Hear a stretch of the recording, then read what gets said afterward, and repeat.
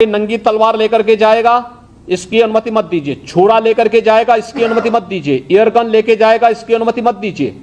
अनावश्यक रूप से भावनाएं आहत न होने वाली कोई भी ऐसी हरकत प्रशासन के स्तर पर भी न हो, और कावड़ संघ हो या मुहर्रम के जुलूस हो, अस्त्र शस्त्र का प्रदर्शन न हो, यह भी हम सुनिश्चित करेंगे, जिससे स्थानीय स्तर पर किसी भी प्रकार की कोई कानून व्यवस्था के साथ खिलवाड़ करने की स्थिति ना आने पाए। हर एक जुलूस जो भी निकले उसकी निगरानी होनी चाहिए, ड्रोन के माध्यम से, सीसीटीवी कैमरे के माध्यम से, वीडियोग्राफी के माध्यम से हमें करने में कोई संकोच नहीं करना चाहिए। कावड़ यात्रा की जो निगरानी हेलीकॉप्टर के माध्यम से होती है वह पूर्व की भांति उसी प्रकार से इस वर्ष भी होगी। हमें उसकी समीक्षा भी करनी चाहिए, और जब भी उसकी आवश्यकता पड़ती है तो उसके अनुसार हम शासन से उसकी परमिशन लेकर के, शासन से उसकी व्यवस्था लेकर के वह भी सुनिश्चित करेंगे। डीजे एक निश्चित वॉल्यूम में ही बजना चाहिए, और संवाद बना करके हम इस बात को सुनिश्चित करेंगे। हम प्रतिबंधित नहीं करेंगे, लेकिन उसको संवाद बना करके एक निश्चित वॉल्यूम में बजाने की परमिशन देंगे, और उसमें केवल अगर कावड़ यात्री हैं तो कावड़ यात्री इस बात को सुनिश्चित करेंगे कि वे उसमें केवल भगवान शिव से जुड़े हुए भजन ही बजाएंगे। कोई ऐसा फिल्मी गाना नहीं बजाएंगे जिसके कारण अनावश्यक रूप से माहौल खराब होता हो और धार्मिक भावनाएं एक सामान्य भक्त की आहत होती हो। यह भी हमें कावड़ यात्रियों से पहले से ही संवाद बना करके उनसे आग्रह करना चाहिए।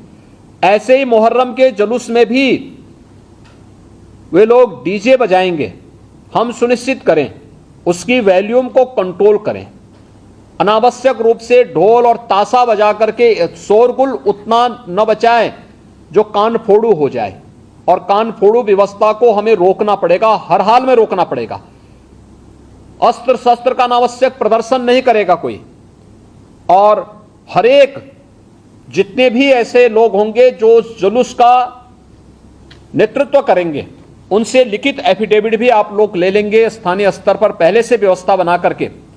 तो पर्व और त्योहार में कोई खलल डालने का प्रयास नहीं करेगा, उसके नाम पर शांति भंग करने का दुस्साहस भी कोई नहीं करेगा। तो जितने भी ऐसे तत्व हैं जो एंटी सोशल हैं, एंटी नेशनल हैं, वे कुछ न कुछ गड़बड़ी करने का प्रयास करेंगे, माहौल को खराब करने का प्रयास करेंगे। इसलिए सतर्कता और सावधानी, इसके लिए संवाद हमारा महत्वपूर्ण है, और संवाद के माध्यम से इसके समाधान का रास्ता निकालना, इसकी समीक्षा रेंज स्तर पर, कमिश्नरी स्तर पर, जोन स्तर पर निरंतर होती रहे। पर्व और त्योहार कोई भी हो, शासन की जिम्मेदारी बनती है वहां पर सुविधा देना और सुरक्षा का बेहतर माहौल देना। कोई भी पर्व और त्योहार हो परंपरागत तरीके से हो, परंपरा से हटकर कुछ भी हम न होने दें। आयोजकों के नाम नोट करें, आयोजकों से हम लोग एप्लीकेशन जरूर लें और उनसे सुनिश्चित जरूर कराएं। हमने गृह विभाग को भी मैंने एक परफॉर्मा उपलब्ध करवाया था कि उसे हर एक जनपद में उपलब्ध कराएं, और उसी के माध्यम से अनुमति भी सुनिश्चित कराएं। शर्तें जोड़िए उसमें कि वह कहीं भी शांति को भंग करने वाली व्यवस्था, कोई भी ऐसा बयान नहीं देंगे, कोई भी ऐसा कार्य नहीं करेंगे जिससे शांति व्यवस्था भंग होती हो, या किसी जाति, मत, मजहब, वर्ग, संप्रदाय या किसी भी अन्य उसकी भावनाएं आहत होती हैं, कोई भी इस प्रकार की बयानबाजी न हो। इस पर ध्यान देने के लिए हमें जहां व्यवस्था बनानी पड़ेगी वहीं साथ ही साथ हम इस बात को सुनिश्चित करेंगे बकरीद के लिए मुस्लिम धर्मगुरुओं के साथ और इस आयोजन के साथ जुड़े हुए जितने भी लोग होंगे उन सभी के साथ हमें संवाद बनाना होगा। कावड़ यात्रा के लिए भी हमें कावड़ संघों के साथ, कावड़ संघ हैं बने हुए हर एक जगह, उनसे भी संवाद बनाना पड़ेगा। अगर हम उसी स्तर पर संवाद बनाएंगे तो बाद में जब ये भीड़ इकट्ठी होती है तो उस समय समस्या नहीं खड़ी होती है, तब ये कार्यक्रम एक रूटीन का हिस्सा बन जाता है, फिर उसमें कोई समस्या पैदा नहीं होती है। इसलिए उन सभी चीज़ों को हमें पहले से ही एक संवाद बनाकर करना होगा। मुहर्रम के अवसर पर भी मुहर्रम से जुड़े हुए जो अलग अलग ताज़िया लेकर के जाते हैं उनके साथ पहले से संवाद होना चाहिए। कहीं भी कावड़ यात्रियों का और मुहर्रम के जुलूस आपस में टकराने की नौबत ना आने पाए, इसके लिए पहले से रूट तैयार कर लेना, पहले से सुनिश्चित करना कि किसी की भावनाएं आहत भी न हो और दोनों कार्यक्रम संपन्न हो जाएं, परंपरा का उल्लंघन भी कहीं न हो, इस बात को सुनिश्चित करेंगे और इस पर हम लोग पहले से ही ध्यान देंगे जिससे कहीं भी कोई बात न हो।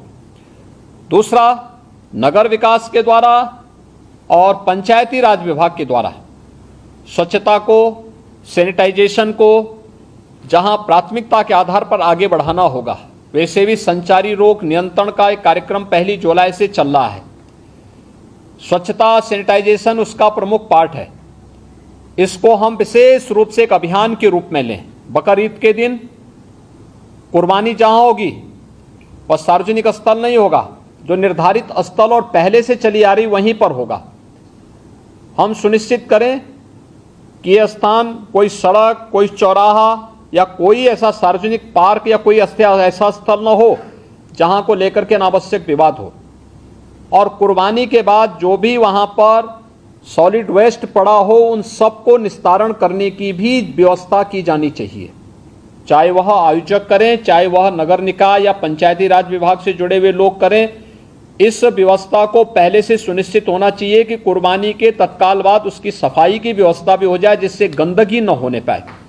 और वह जो सॉलिड वेस्ट आप डालेंगे वह एक ऐसी जगह रखना चाहिए जहां बस्ती से दूर हो, नहीं तो बहुत तेज बदबू करेगा। उसके बाद तमाम प्रकार